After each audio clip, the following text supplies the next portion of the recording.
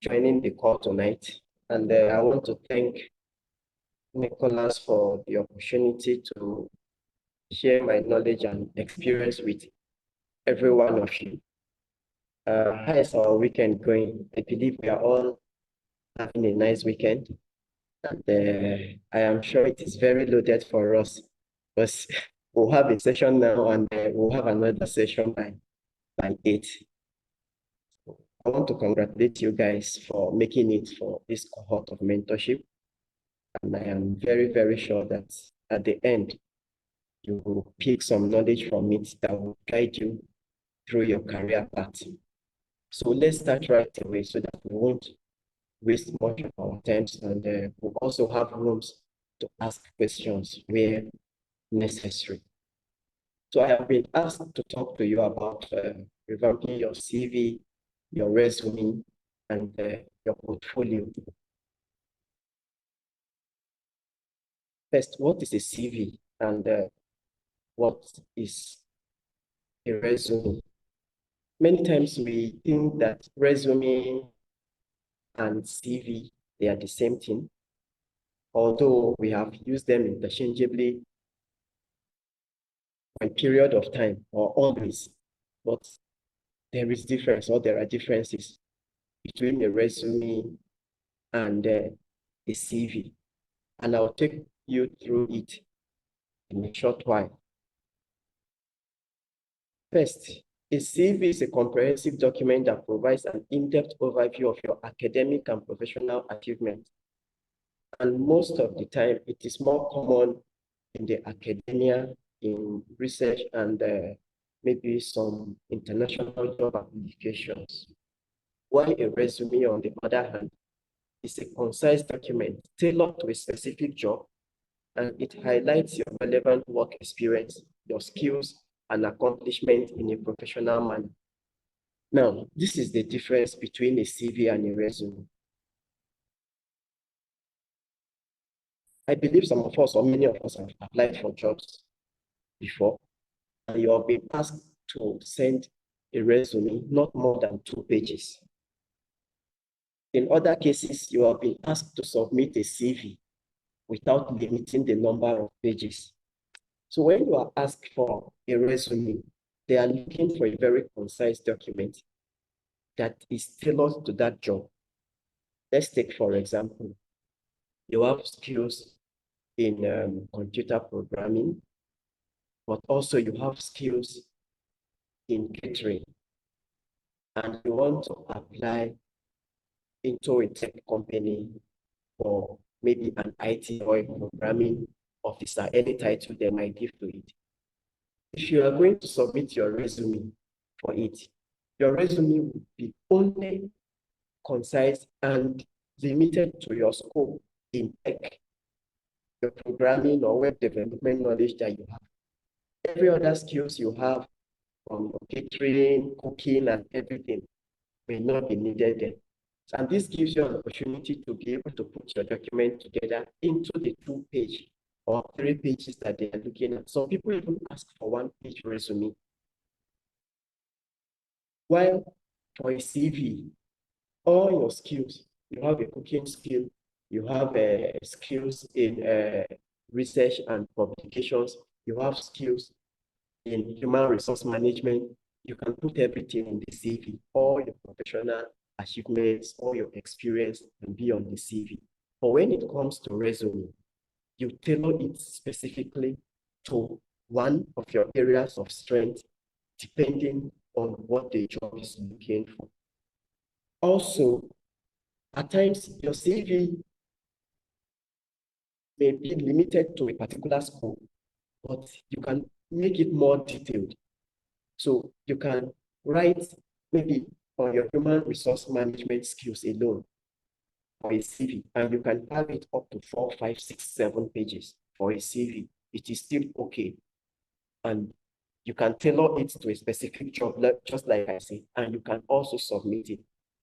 But briefly, like, or in summary for this, for you to understand the difference between a curriculum vitae and a resume. Resume is very concise. It is tailored to a specific job. while your CV is a comprehensive document that provides like a general overview of all your skills, your academic, and your professional qualifications. I hope you can hear me and we are clear on this so that we can proceed quickly. Yes, sir. We can We hear can you. hear you, sir.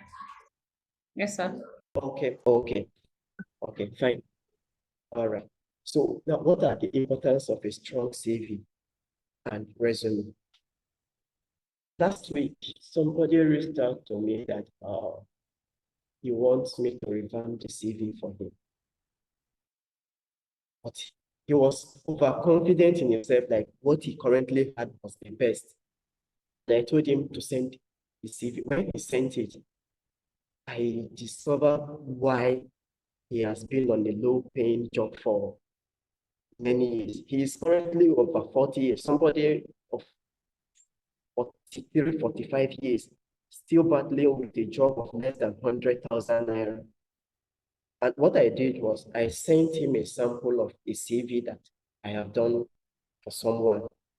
So he went through it and he was like, oh, I didn't know that there is something like this.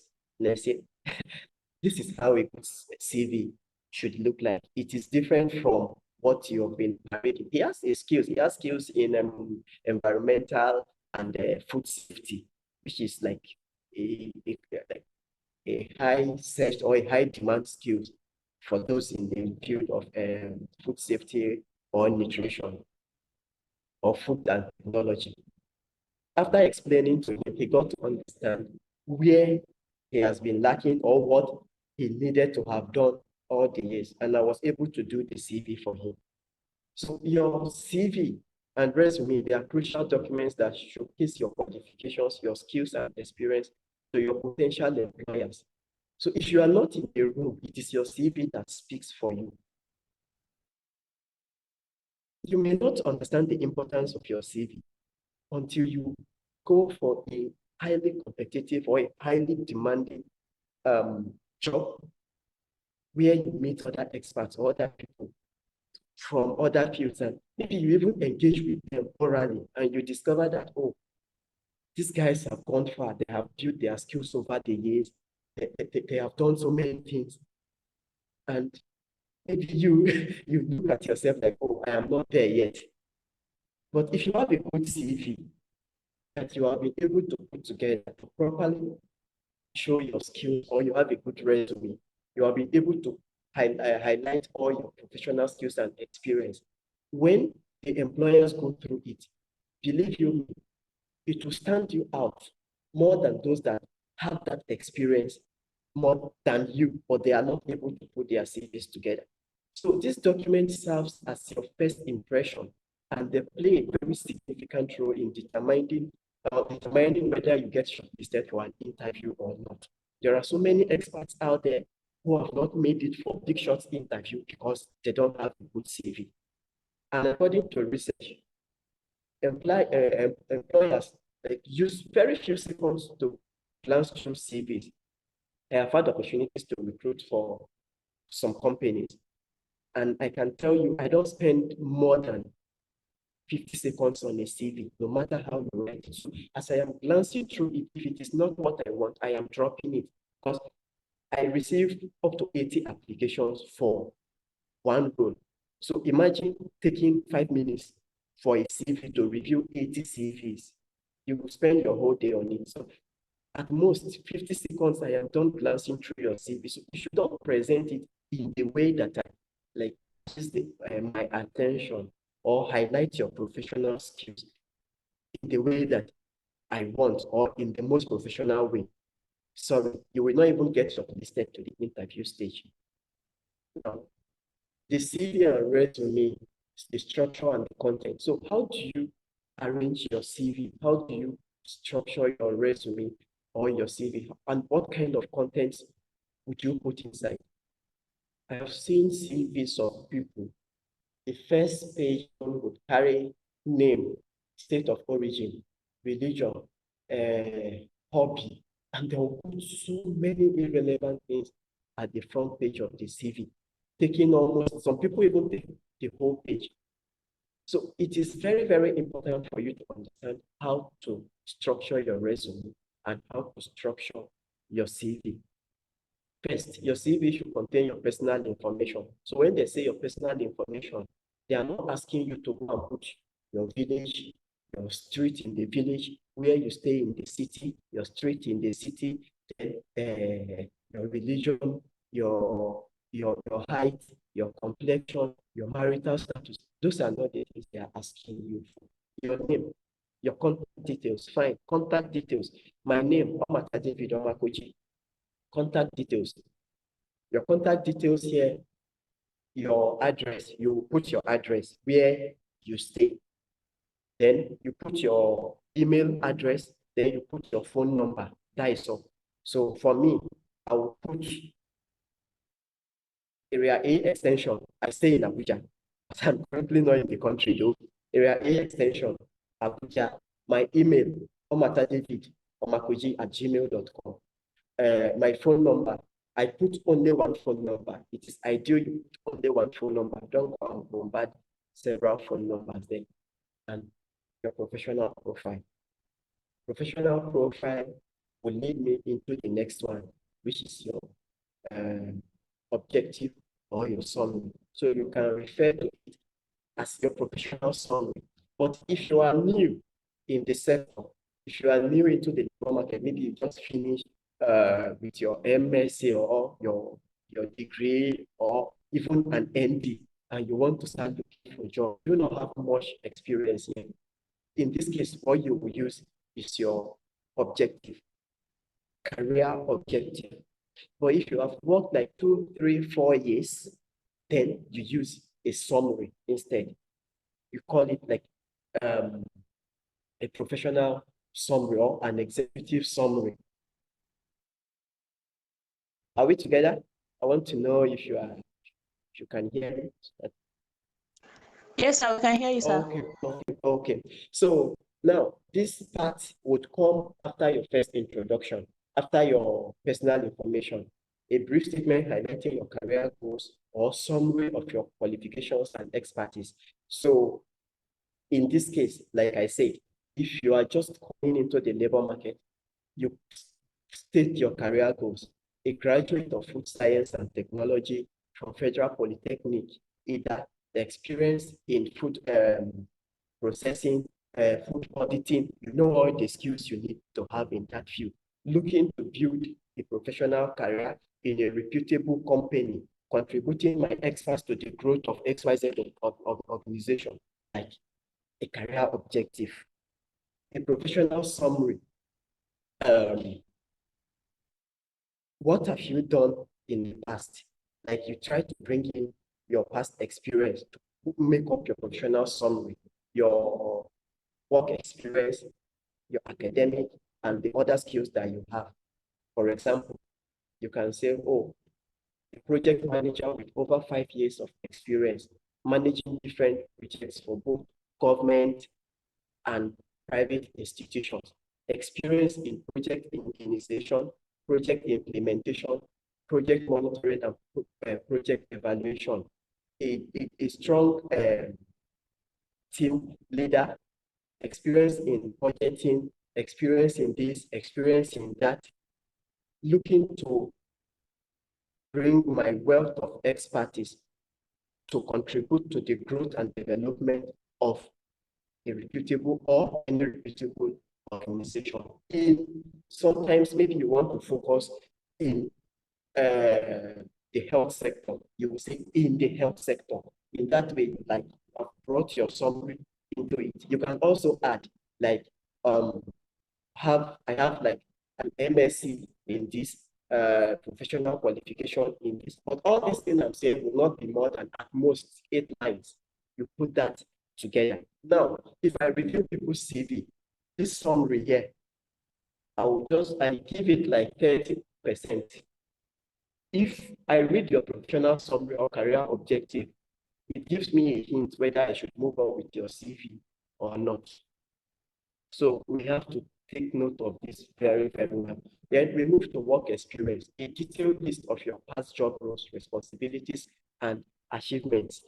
I have seen several CVs People just put their roles in the company and that is all. They don't even put their job responsibilities and they don't put the achievements on the role. If you don't put all these things, it does, or it will not give your CV this ability or the chance to stand out from the rest.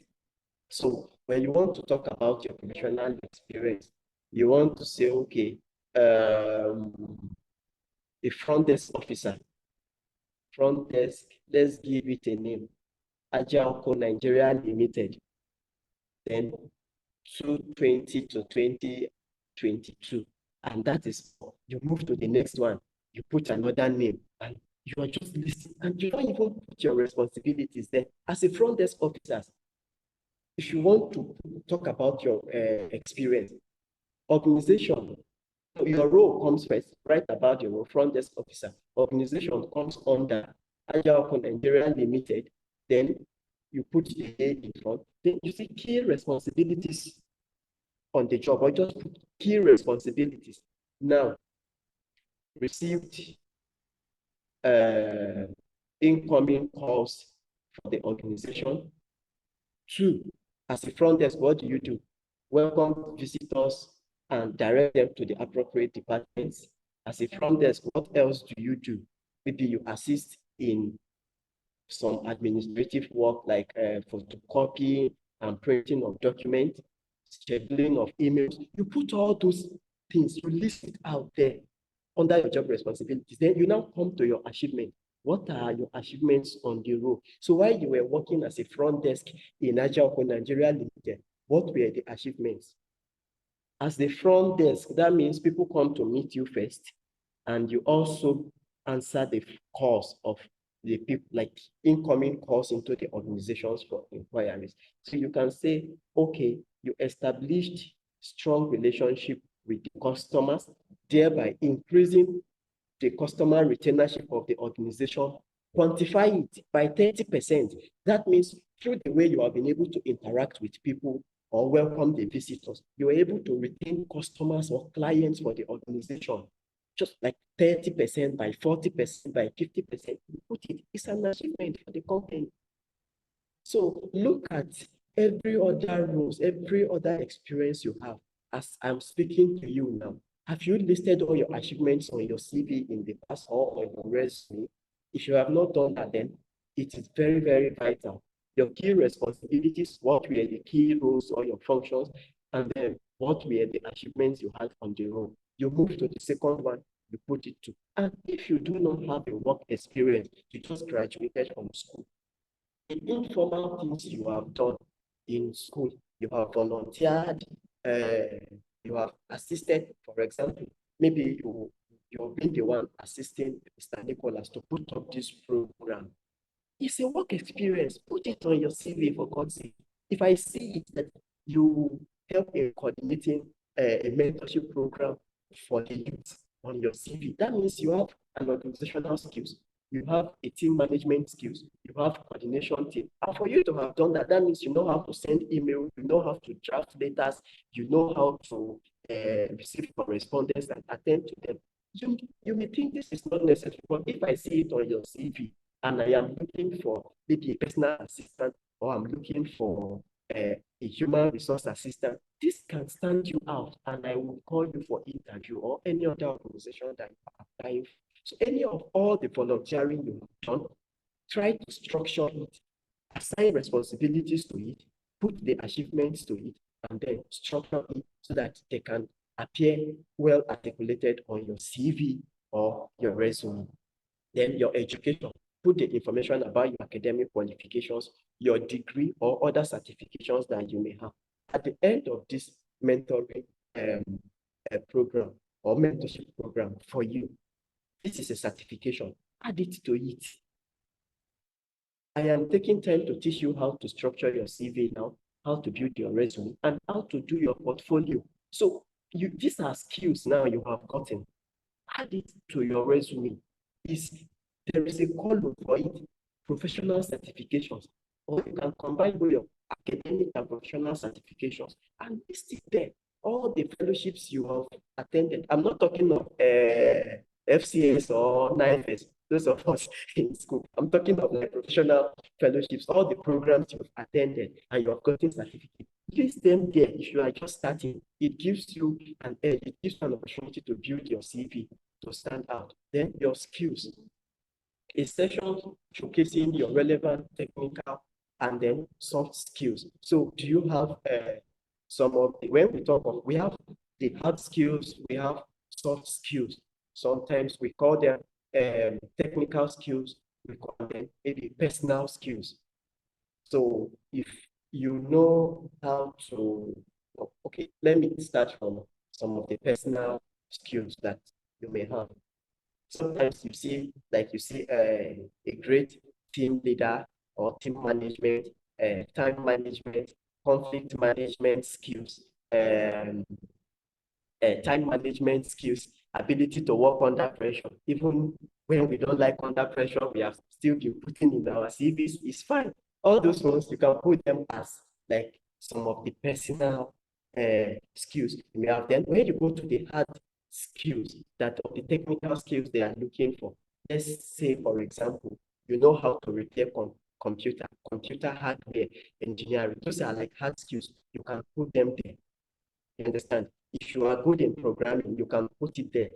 You are a farmer or you are applying to a company that they are looking for a poultry farm manager. You know how to manage broilers and some specific skills in poultry. You can put them there. These are kind of some of the skills or skills like driving. And so those are the ones that you list all these things out, but they should align, like we have said, with the job you are applying for. So if you are applying for a role in the farm and you have those skills, put them there.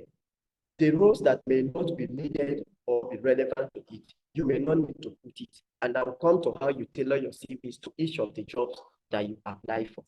Then your publications, do you have awards? Do you have honors? This mostly comes under CVs because in resumes, you may not have the space to impute all of these things. If applicable, you can list any publications or award or honors you have received. Or if you can still put them under your CV, under your resume, fantastic.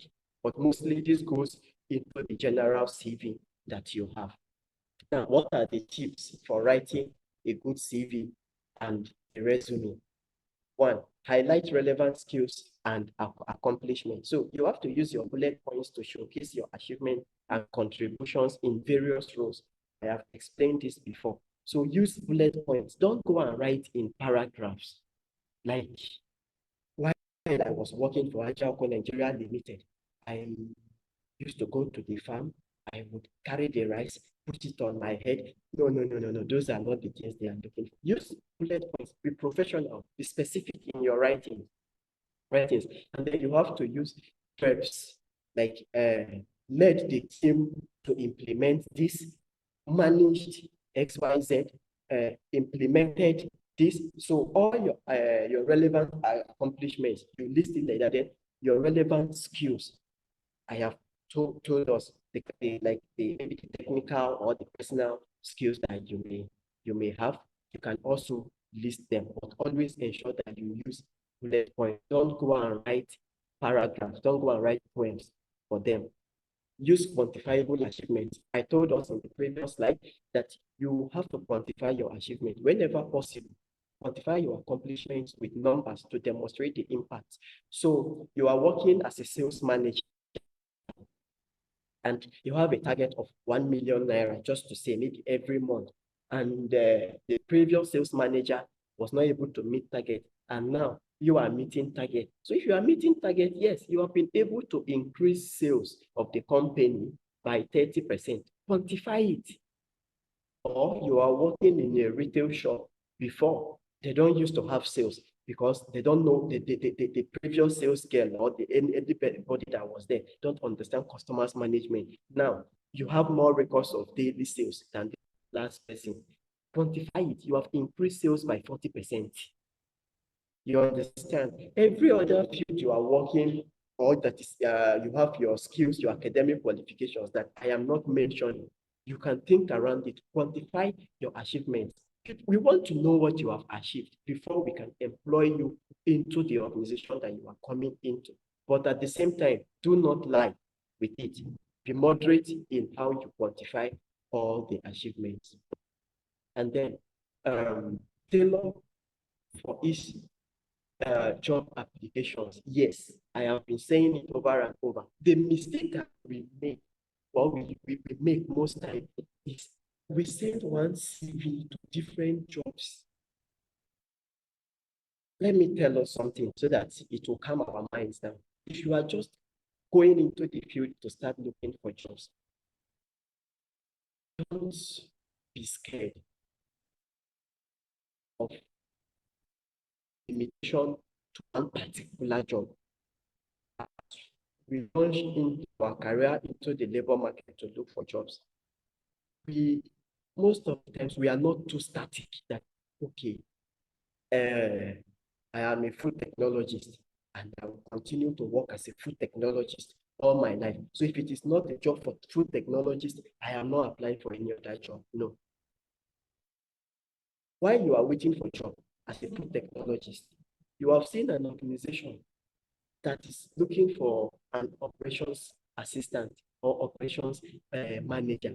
You have seen an organization that is looking for a program officer. You have seen an organization that is looking for an IT assistant. Meanwhile, you read food science and technology from the Polytechnic. It's fine. But along the line, you've taken some courses in computer skills, and you've been able to acquire some of these skills. And they are looking for somebody that maybe an IT assistant, and you have those skills. Now, tailor your CV to this. Tailor your CV. Don't go and start sending all the experience you have had in food science and technology, in food and nutrition, in agri and or animal husbandry, while you are going to apply for a job for now as an IT assistant, which you want to do like for survival, let's just put it, before you can get the kind of job that you want. So you have to be able to tailor your CV specifically to the job that you are applying for so that it can stand you out and bring clarity to the HR or the recruitment team to be able to review your CV. Like I have said, many times we go out and then we change careers. So we are not static. If you are coming in and you are scared that, oh, I have read biological science and there are jobs for biological scientists outside there, and I want to remain in this line, or you are scared of how you can switch or how you can tailor your CV to do this, sit back and think of every little things you have done, all the small skills you have. If you start tailoring them to specific job applications, trust me, you will stand out and you will start getting more calls for interviews, and you can build a career ladder. If you want to transition at the end, you can maybe switch career and move to maybe any other new career path that you have identified for yourself. Avoid jargons and acronyms. Use clear and straightforward language that any of the employer can understand. Avoid jargons, and there are some acronyms you may use, maybe for those in medicine or those in engineering.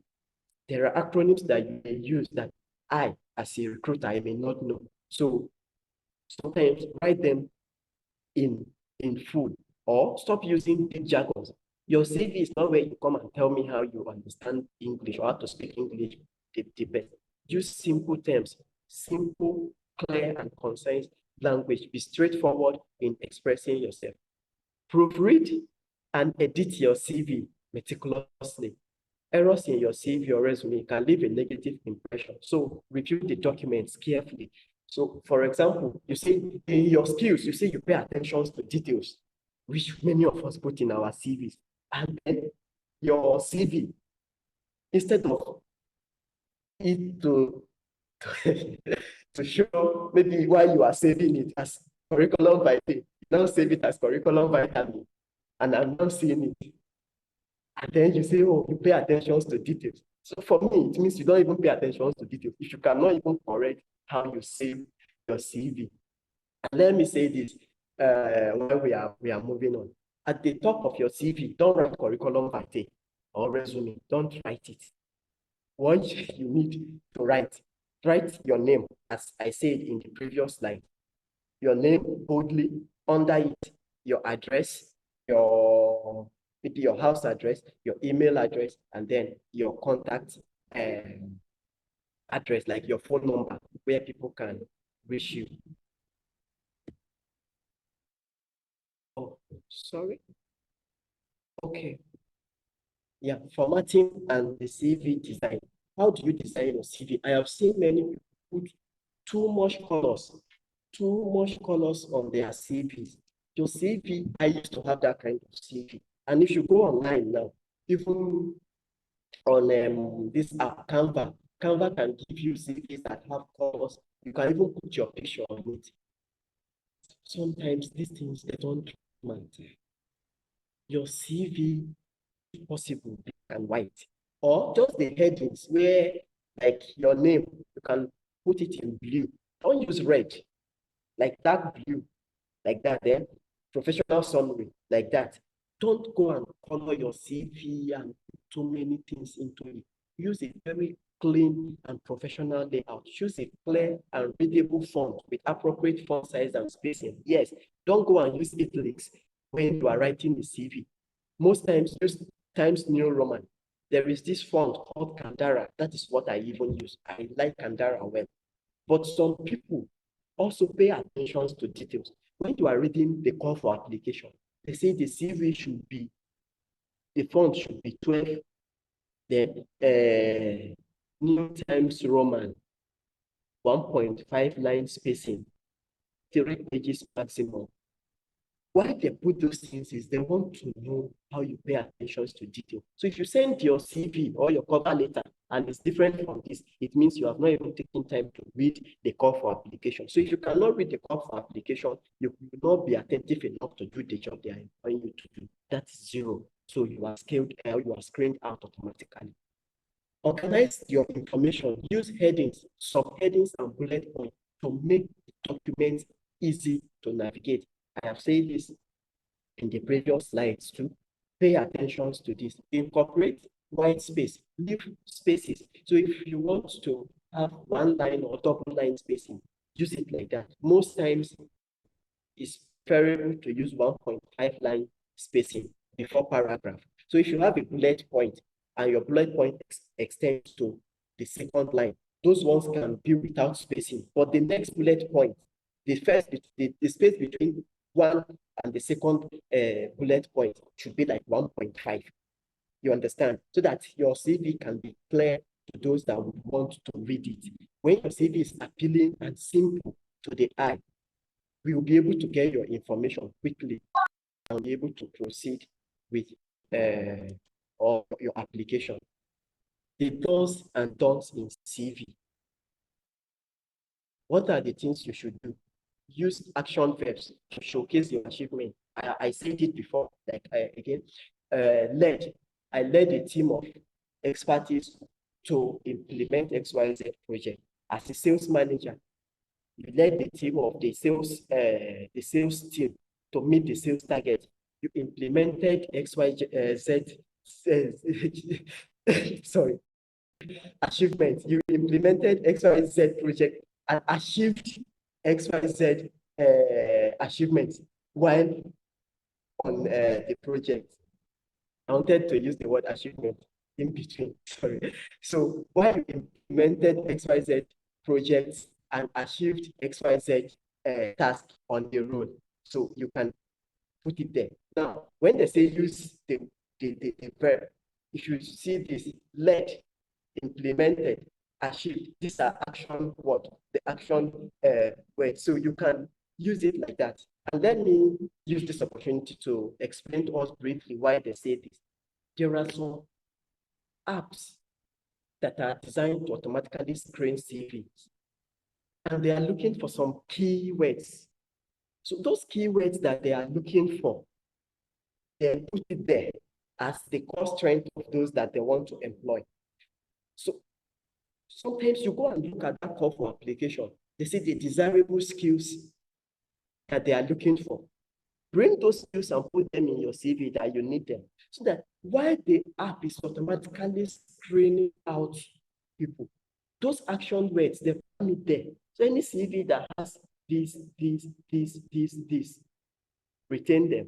So people, I have a friend in this German company that says for each application, they receive like 200 to 300 CVs. And then when they are done screening, they come down to around 30.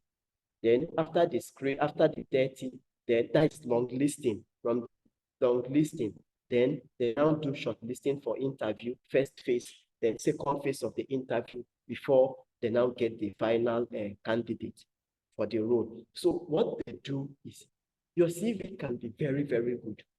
But if you don't have these action points in it, it will not even scale through before it comes to the point where they will be the one to see the CV to call you for interview.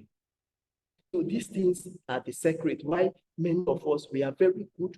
You see this job, you feel, oh, you are even overqualified, still you do not get called for interview. These are the secrets. So they put these keywords they are looking for, or the key skills they are looking for. If you see a call for application, you see the skills they are looking for. As many as those skills that you have, cut them, go and put them in your CV under your personal or your technical skills, so that you will be able to scale through this machine or the automatic screening process before the technical or the recruitment team come in face-to-face with your CV to do the long listing and then the short listing. Include relevant keywords. This is the second one I was coming to. Include these keywords from the job description to increase your chances of passing applicant tracking system. So this is all I have been explaining to you. So they do use these action verbs to showcase your achievement. This will stand you out. Through the tracking system, you will scale through. Use the relevant keywords from the job description. So the call for application, there are skills they are looking for. Use this to scale down your relevant skills. So the ones that are not needed from your CV or your resume, remove it. The ones that you have from the call for application, copy them, paste it there. You will pass the tracking system. What are the things that you should not do or should not include in your CV? Don't include irrelevant personal information. For example, marital status or age. Yes, many of us put marital status on our CVs. We don't need your marital status. Some people even put number of children. Marital status, I'm married to 3 wives with 21 kids. We don't need it. What do I need your personal information for? Except we want to appoint you or we want to nominate you as a minister of the Federal Republic of Nigeria, where they may need some of it, which is not even relevant. If not, we don't need it. Your age, we don't also need it, except where they specifically state in the call or the for application or the job description that you should put your age. Otherwise, do not put your age on your CV. It limits your chances of getting selection. Sometimes, some people even go to the length of not putting location on the CV. Because if you put location, you are applying for a job in Lagos, you are in Abuja, you have met all the required skills after going through the CV. And then somebody is in Lagos, but the person, maybe after the grading from all the indicators that they want to use for their grading, you have scored 80, the person scored 60, but you are in Abuja, the person is in Lagos. They may want to use this opportunity to take the person in Lagos, because some companies are scared of paying what they call relocation allowance. So some people do CV for some jobs. If it's not in their location, they will remove location. They'll only put email and phone number. So when they get to that stage with you, they will now ask, where are you based? Maybe that will be after the interview. You have impressed them. You have done so well. Their mind is at rest. They don't even remember that you are not even in Lagos. You are in Abuja. And then they say, where are you based? You now say you are based in Abuja. At that point, they will now start asking, are you ready to relocate, or will not pay you? How soon can you resume? Yes. But if at times maybe you put this on the CV from the beginning, what I'm saying is, by the way, is not, let me be clear with it. It is not a general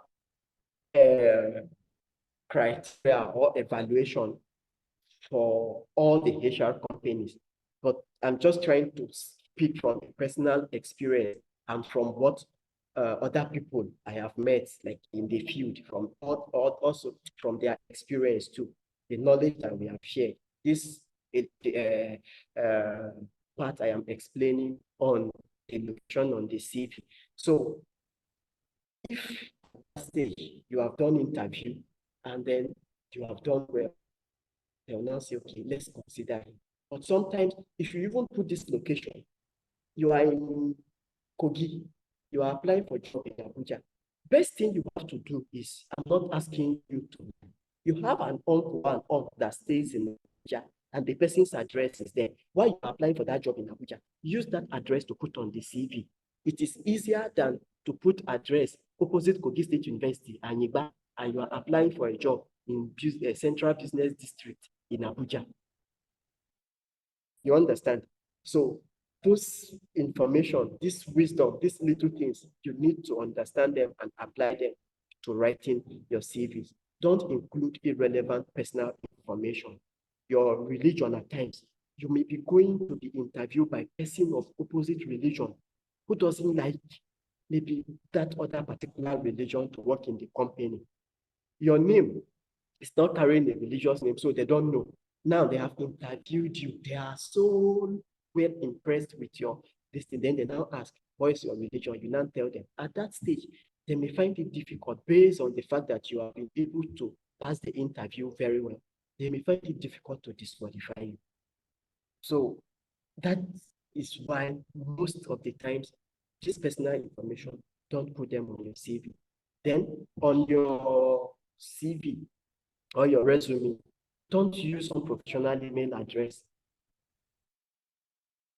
sexypatience@gmail.com. Patience or Abiola for real at my network is showing unstable. Confirm you can hear me. Abiola for real at gmail.com. So many relevant things that we, especially, I'm sorry to say, women, you put sexy this, beauty this, then you are putting it on your CV.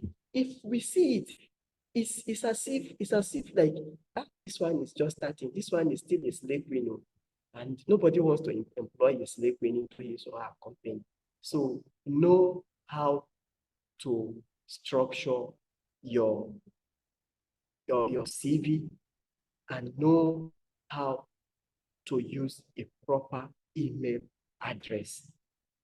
Get a good email address that you can use, professional email address. As little as this thing has denied people of jobs of millions of naira using different on serious emails that does not hold anything.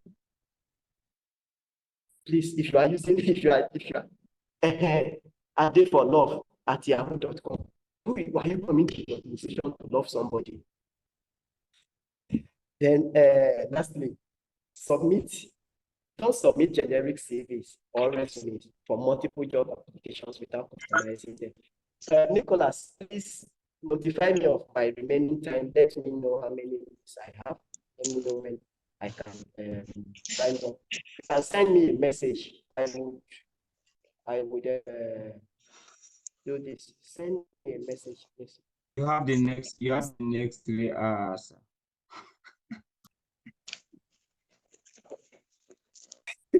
The next 3 hours. Yes, just relax. Okay. Continue. Yes. Okay. So don't submit generic CVs and resumes for multiple job applications. Okay.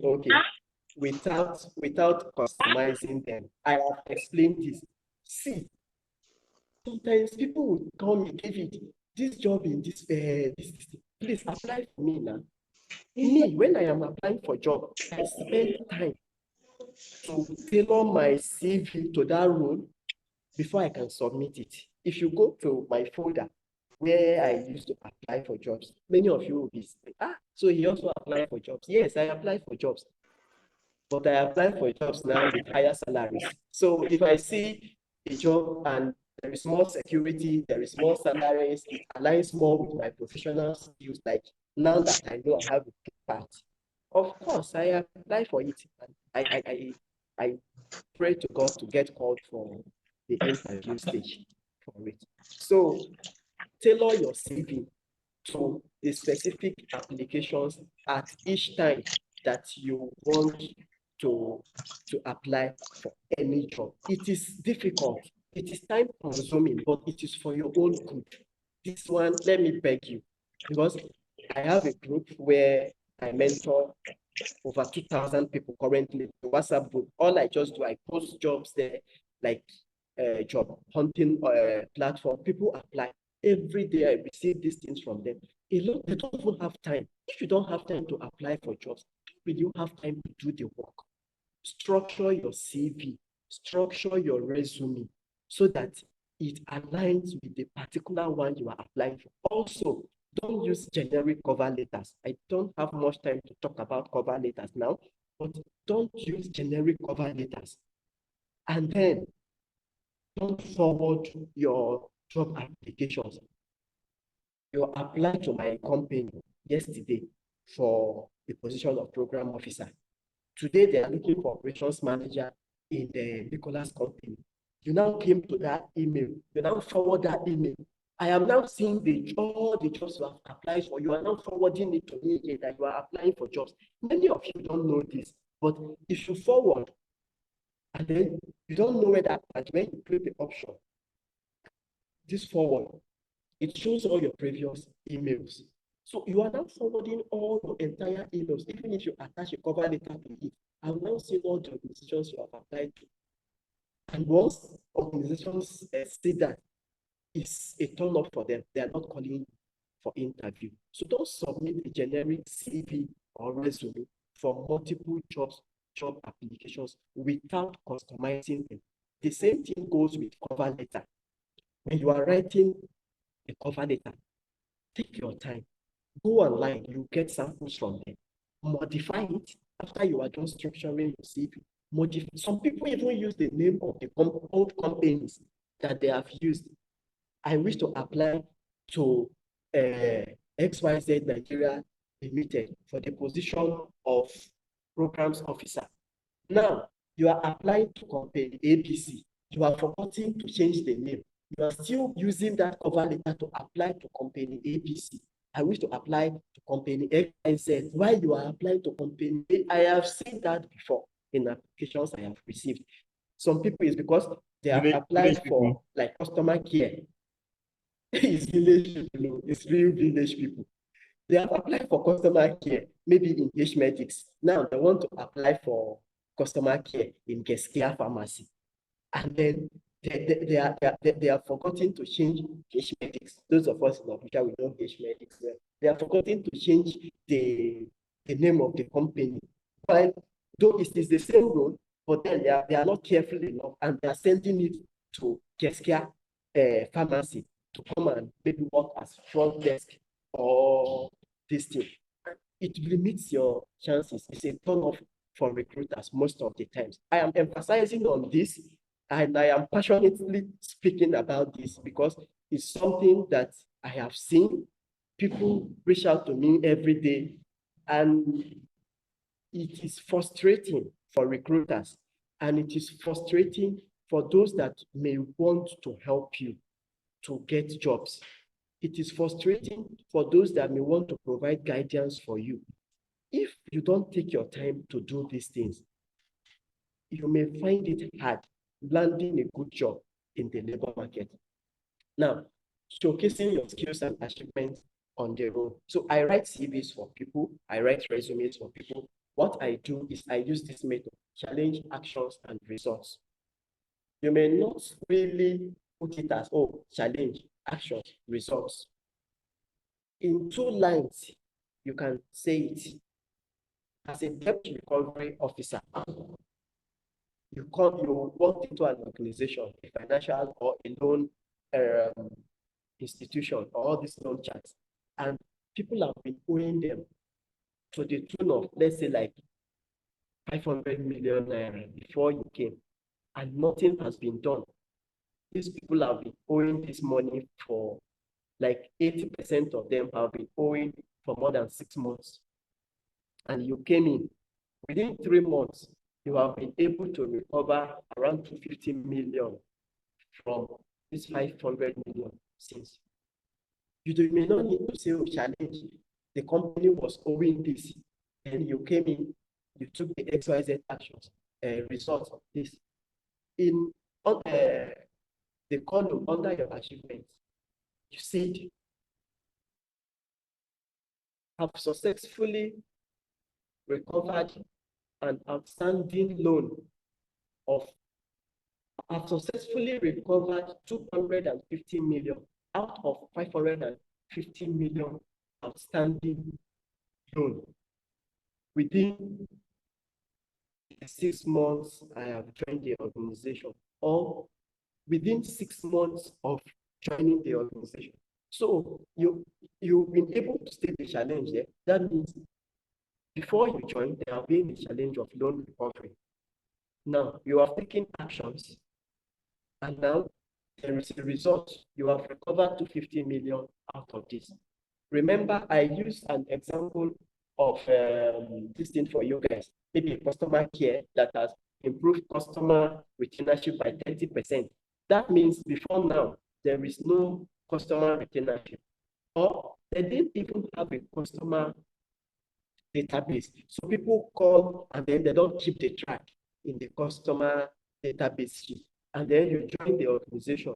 For every single person that walks into the organization, you put down their contact into the database sheet, and you have been able to use that to communicate with them, maybe via XML, via phone calls, and maybe email broadcast. And through that, you have been able to increase sales by 30%. You can say, okay, I introduced the concept of creating customer database through which we've communicated with the customers, that has increased customer retainership by 30% and improved sales by 20%. You understand? So if I see this and I am bringing you to come and manage my organization for me as a sales manager, I would have much confidence in you, and I would like to have a talk with you to see that, okay, you have the skills and also you have the attitude that you can work in the organization. I have said this over and over. Tailoring for different industries. Customize your CVs and resumes for each industry or job role. Highlight the skills and experience most relevant to the targeted field. Research industry-specific keywords and terminology to incorporate in your documents. Now, references. We usually call it reference. References are typically not included in the CV or resumes itself. These days, we put, like sometimes we put 3 people on our CV. And the people we have put on the CVs are people that we don't even have, or we've not worked with them. Some of us, we go and put our uncles. Some will go and use for one politician's house there, and don't really even know us. We put them as our referees just for the recruiters to feel that, oh, we have connection. It is not ideal to put referees on your CV these days. Many of you have seen that joke on the listing online, where you say, carry your phone down and use a different line to call your people you put on your referees, and then know the kind of people that you have been using as your referees for years. Some people are so nonchalant that they don't even care, and they may not even know you are using them as referees. So do you put somebody as your referees and they call them, do you know Mr. David? I know Mr. David. Please, can you tell us how you have known him? I say, I know Mr. David now. What else do you want me to tell you about? The recruiter will be like, so this is the kind of person that Mr. David is using as his reference. This can limit my chance of getting that job. Other times, that wasn't okay. Let me give you an example. In around 2014, I walked into an office of the man was a director then, and somebody used him out of confidence as a referee for job. And this man was explaining to somebody that yes, he applied for a job, they called me for it, and I told them that he's a thief, and that is why he didn't get that job. I was like, what? So somebody that trusted you, that have used you as a referee, and they called you, this one you have to, no matter what this person has done to you, call them and tell them that, oh, this is what you have done to me. However, they have called that I should make an impute or confirm your professional integrity. I have put in words for you, but I am not happy with you. At least, how will you go to the extent? The man said, I said he's a director. He was working with Sweden. Let me be specific. Then, a very top ranking, I was sitting in his office and he said this thing. That thing taught me lessons since then. That if at all I would put anybody as a referee on my CV, I would call first, because there are jobs that says, especially in the academic field, you must provide 3 referees. I would call and let these people know that please, I am using you as a referee for this particular job. I will even send them an email that I have used you. After that, I will still send an email. I used you as a referee as this for this job. Please, in case they may come, then I will now send them my updated file so that maybe there are things I have done that they may not know. They can go through it. Whenever they call me, they can now speak about me in the most professional manner and a very compelling way that will land me the kind of jobs that I am applying for. So in most cases, if at all there is need, create a separate document with a list of professional references and make it available upon request. So if they say, oh, you have passed this job and you've passed the first stage of the long listing, we want to call you for interview. However, we need XYZ of list of reference from you. Before you send it to them, call the people and let them know that, oh, okay, please, I want to submit your name to this XYZ organization. They may call you so that they will be aware that somebody will call them and then they will be able to give good recommendations about you. Always obtain permission from your references or your referees before sharing their contact information with potential employers. This one is clear enough, so clear. Then in conclusion, creating an impressive CV and resume is a crucial step in your job search journey. Your CV speaks for you while you are not in the room. By following these steps and tailoring your document to each job applications, you can increase your chances of landing interviews and ultimately securing the job that you desire. I was asked to speak on 2 parts: creating a resume and CV, and then creating a portfolio.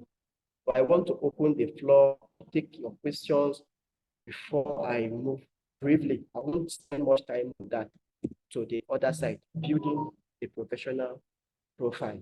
So let me take your questions. You can, I don't know if I can access chat box from here. You can unmute yourself and then ask your questions. Yes.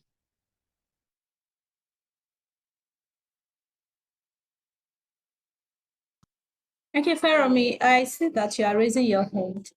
Please unmute and speak. Thank you.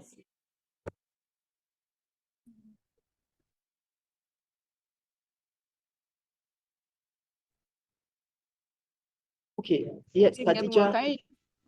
Yeah, okay, go on, speak. Okay, thank you so much for the class, sir. So here's my question. I don't know, I couldn't join on time because of network. So I don't know, maybe you've said that before I joined though. So on the issue of address, sir, you said, for example, if you are in maybe Lagos State and you're applying for a job in Abuja. So if you have an uncle in Abuja, you can use your uncle address. But now my question is, what if your current role, you are working already in Lagos, for example, and you're applying for a job in Abuja? Is it that on your CV, under work experience, are we to exempt your current role presently, or what should we do about that one, sir?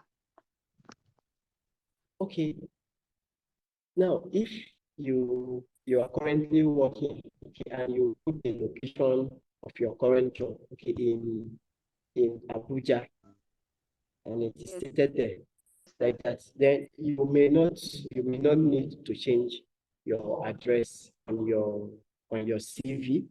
You may just leave it. Like I said that time, that part I was explaining, I said to some extent is subjective. It's a personal view.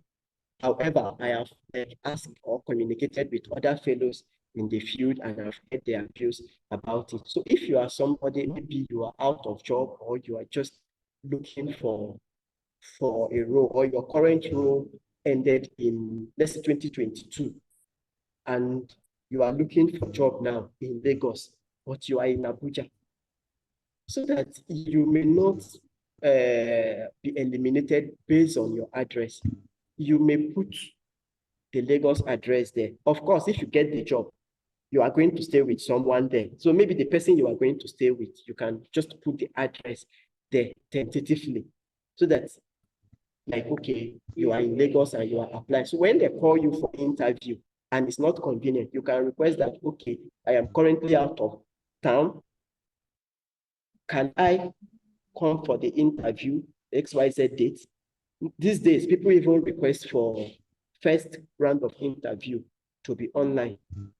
Is it possible for us to have this as an online interview? Some people would agree, others may not agree. If it requires you to travel, I have traveled to Lagos for physical interviews. After the first stage, the second stage, the third stage of the interview, they mandated it has to be a physical stage, and I left Abuja for Lagos for the interview, and I got the offer. Even I didn't spend much time before I moved to another better role.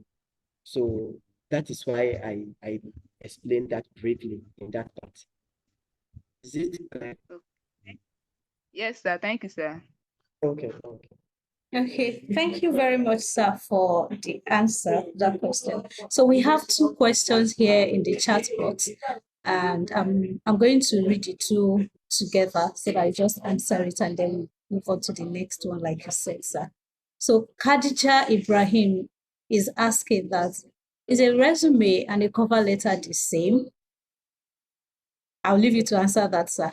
The second person, Olalere Esther, asked that, as a graduate of food tech, if I have acquired a tech skill, now applying to an organization in line with tech skill, is it the professional details I will put under the education, or both? I don't know if you get the question, sir. Should I read it again? Yes, I get it. Okay. I think I get the question. Okay, sir. Okay. The first question, Khadija, resume and cover letter, they are not the same. Your cover letter, sometimes some people call it an expression of interest. Your cover letter is like, what is the difference between CV and resume? I'll come to that. Your cover letter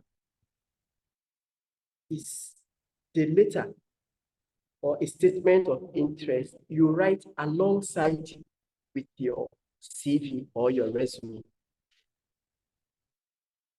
Cover letter, most people call it an application letter, but there is a little difference between cover letter and application letter, but we have used that interchangeably. Some people, some organizations say, oh, send your application letter. Some say send cover letter.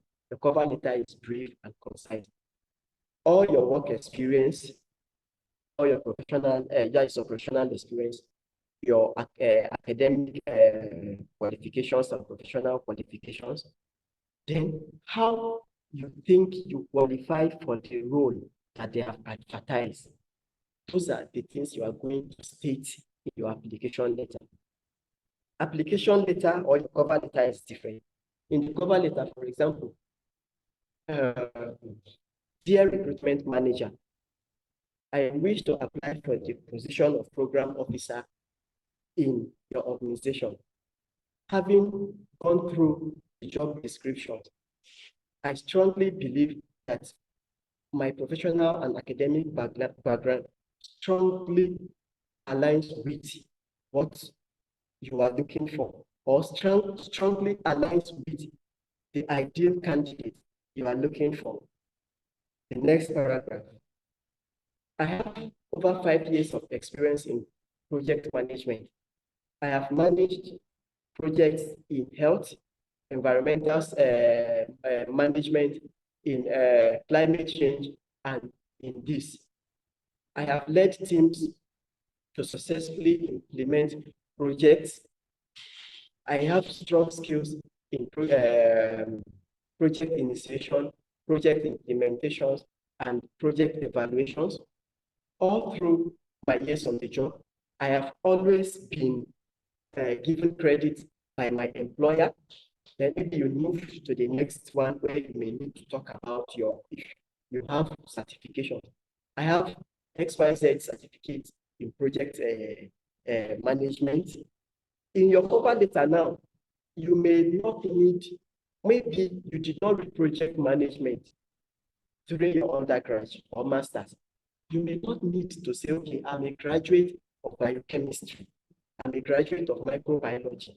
But you have had some experience. So your professional background, explain it. Then what are the skills you have?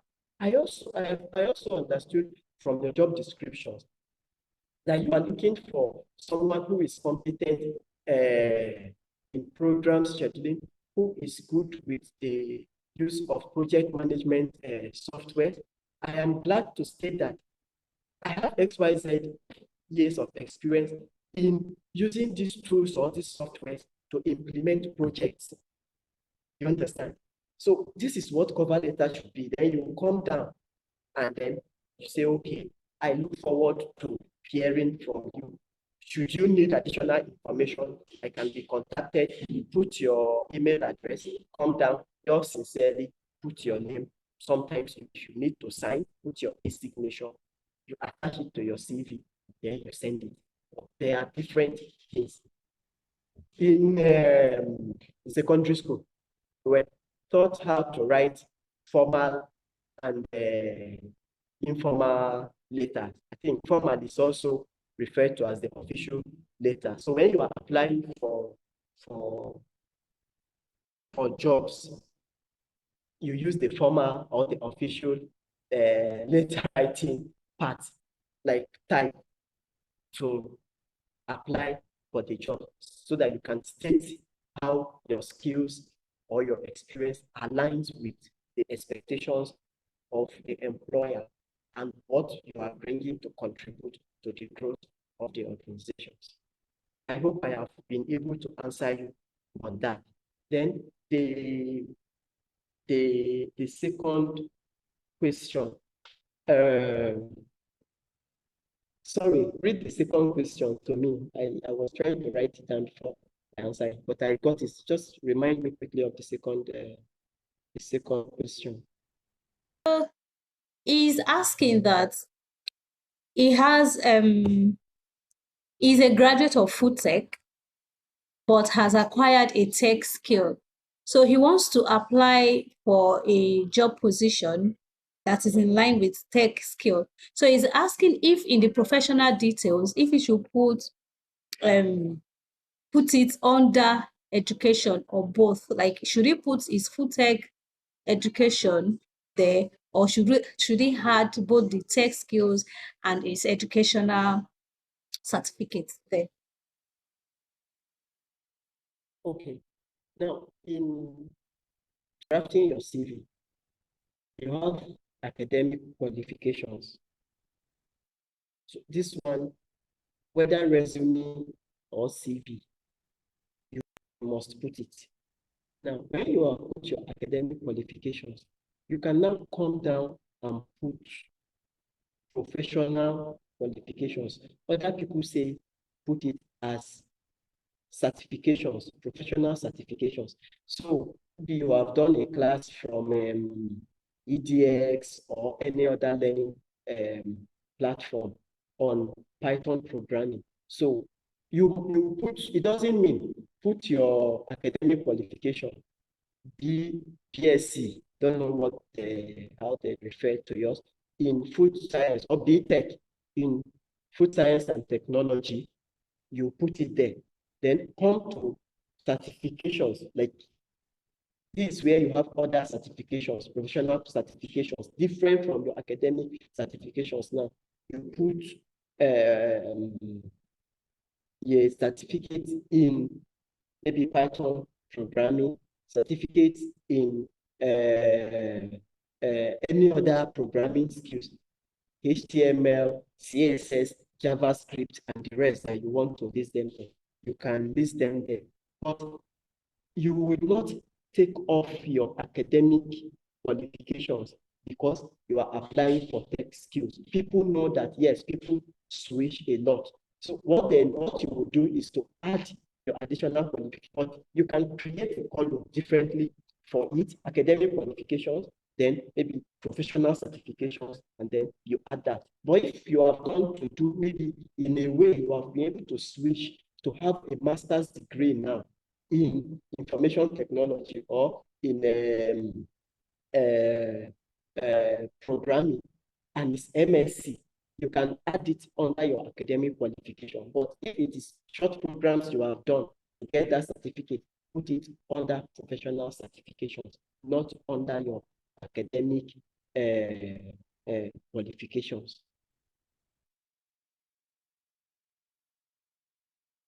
I don't know if that answers your question.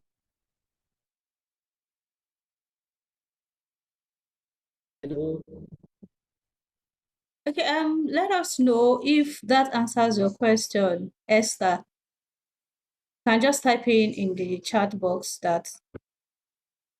Okay, yes, thank you. So we have another question, but since we still have to talk about the portfolio, please, let's go ahead with the next topic, sir. Thank you, sir. Okay.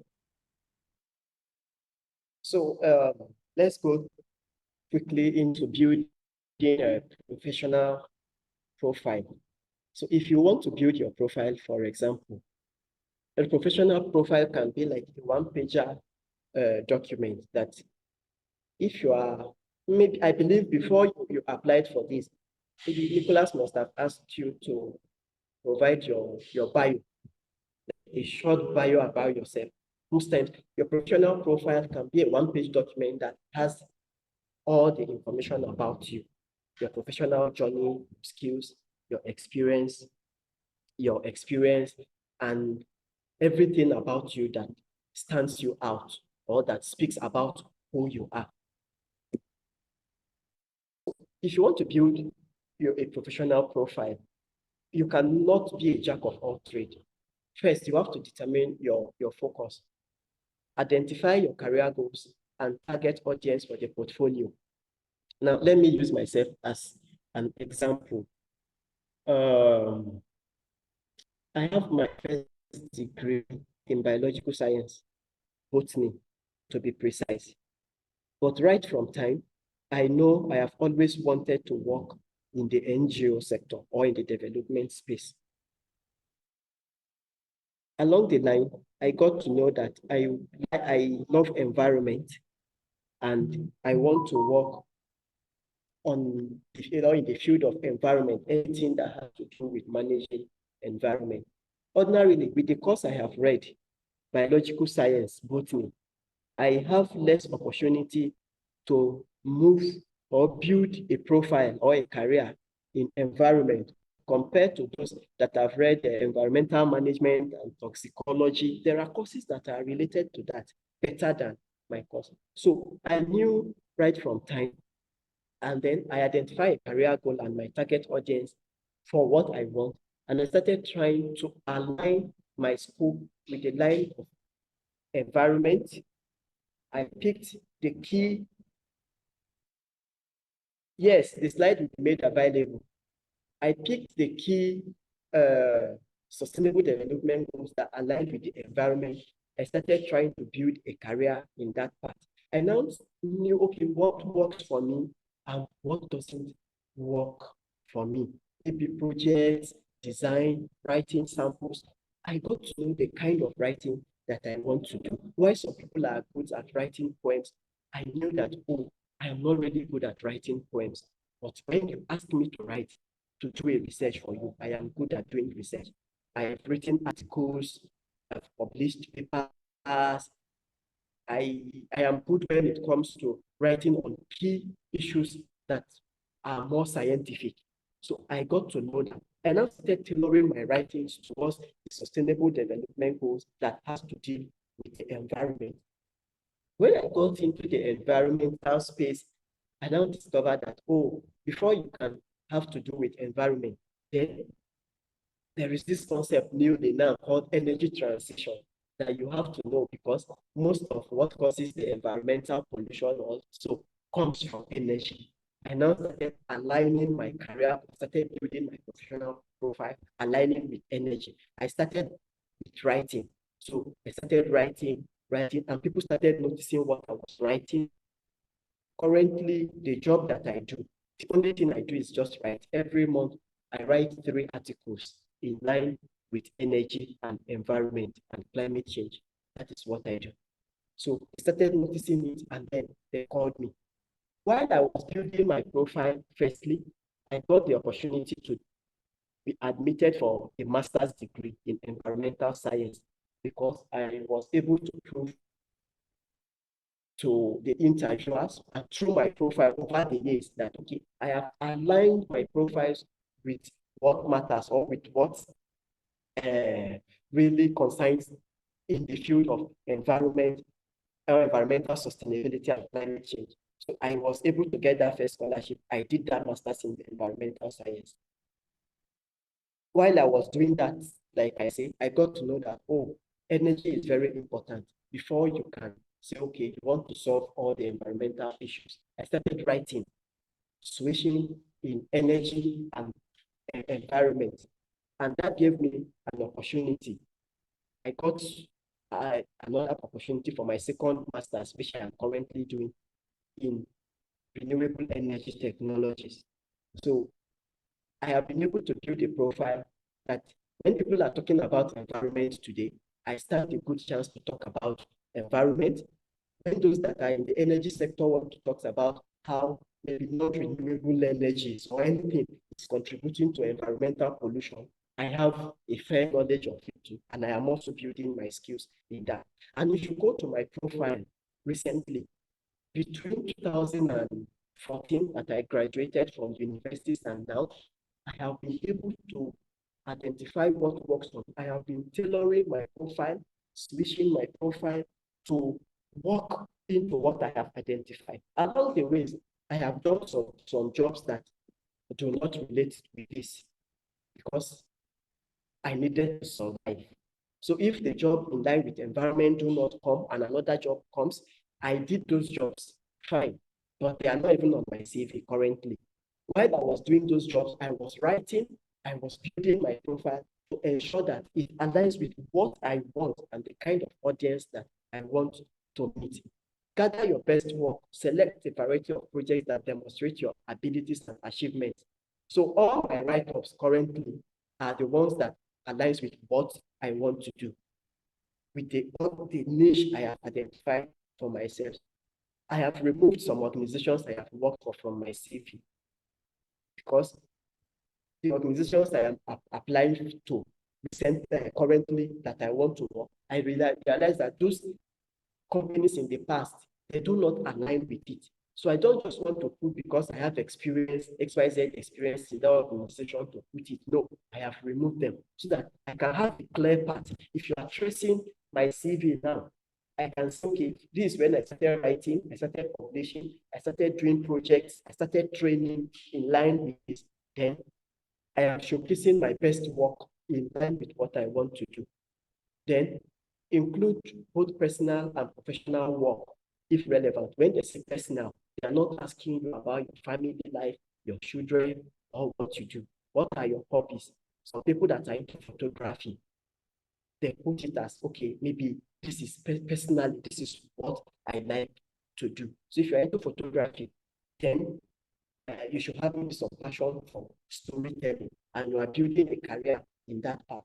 How has, or what has led you to move into storytelling or using photography for storytelling? Some people may be their poor background coming from Ajegunle, where you came from a very poor or a very humble background. You have been able to build, to write stories, like tell the world about what has happened to you, to motivate or inspire